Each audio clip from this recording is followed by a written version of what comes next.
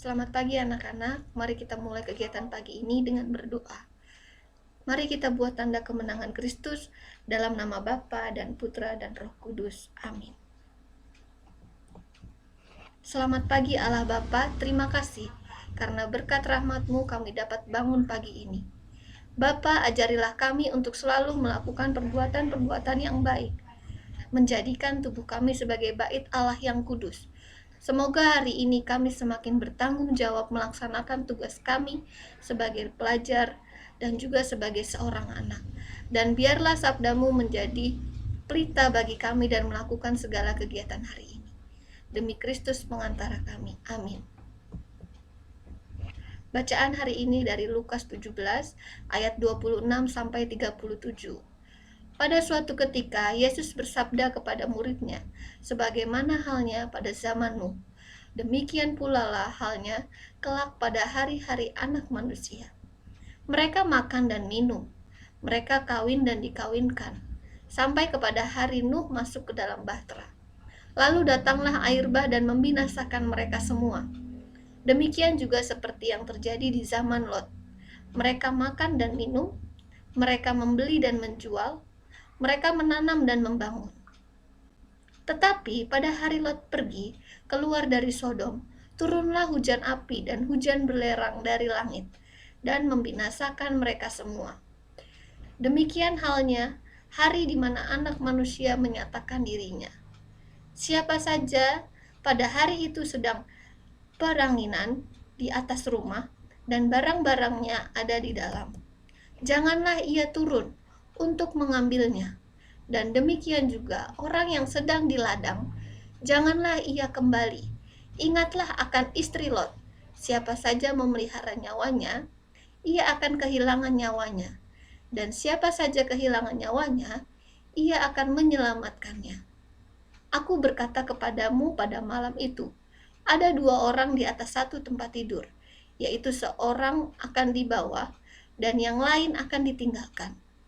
Ada dua orang bersama-sama menghilang, yang seorang akan dibawa dan yang lain akan ditinggalkan. Kalau ada dua orang di ladang, yang seorang akan dibawa, yang lain akan ditinggalkan. Kata mereka kepada Yesus, "Di mana Tuhan?" Katanya kepada mereka, "Di mana ada mayat, di situ berkerumun burung masak." Demikianlah Injil Tuhan. Terpujilah Kristus. Anak-anak, seringkali kita mengidolakan dan mengagumi seseorang. Misalkan, seorang seniman, seorang artis, seorang budayawan, pujangga, sastrawan, dan sebagainya. Semua itu baik dan wajar, asalkan tidak berlebihan. Sehingga mendewakan hal yang duniawi ini, namun di balik semua itu, kita harus menyadari bahwa ada sosok yang jauh lebih mendapat perhatian kita, yakni Allah sendiri, di mana kita harus mengagumi mahakarya Allah dalam kehidupan kita. Oleh karena itu, Kitab Kebijaksanaan membenarkan bahwa kelak kita akan bertemu dengan Sang Penguasa yang menjadikan segalanya. Kiranya apa yang menjadi idola kita adalah benar-benar sosok yang menginspirasi dalam hidup kita. Dan tentu saja menginspirasi dalam hal kebaikan. Melalui bacaan Injil hari ini, mengajak kita untuk merenungkan tentang kedatangan akhir zaman. Dan Yesus berbicara bagaimana seharusnya kita mempersiapkan diri ketika hari Anak Manusia menyatakan dirinya.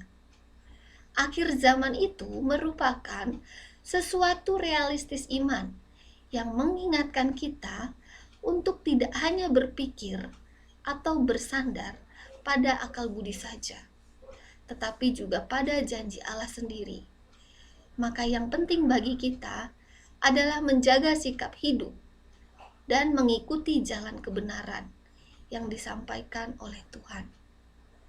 Janji Allah akan digenapi, namun kita tidak tahu kapan waktunya tiba. Maka berwaspadalah dan berjaga-jagalah senantiasa di dalam iman. Marilah kita berdoa. Ya Tuhan, ajarilah kami untuk selalu dalam keadaan siap ketika Engkau datang menjemput kami untuk memasuki kehidupan yang kekal. Semoga kami mampu melakukan perbuatan yang selalu berkenan di hati-Mu. Kami serahkan hari ini padamu, kiranya kasih-Mu selalu menyertai langkah hidup kami. Amin. Tuhan, semua permohonan ini ingin kami satukan dengan doa yang Putra-Mu ajarkan sendiri kepada kami. Bapa kami yang ada di dalam surga, dimuliakanlah nama-Mu, datanglah kerajaan-Mu, jadilah kehendak-Mu di atas bumi seperti di dalam surga.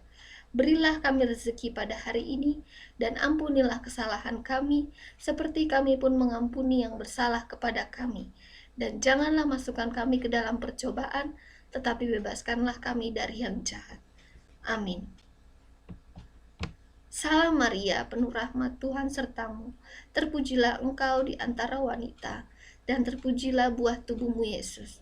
Santa Maria Bunda Allah, doakanlah kami yang berdosa ini, sekarang dan waktu kami mati. Amin. Kemuliaan kepada Bapa dan Putra dan Roh Kudus, seperti pada permulaan, sekarang, selalu, dan sepanjang segala abad. Amin.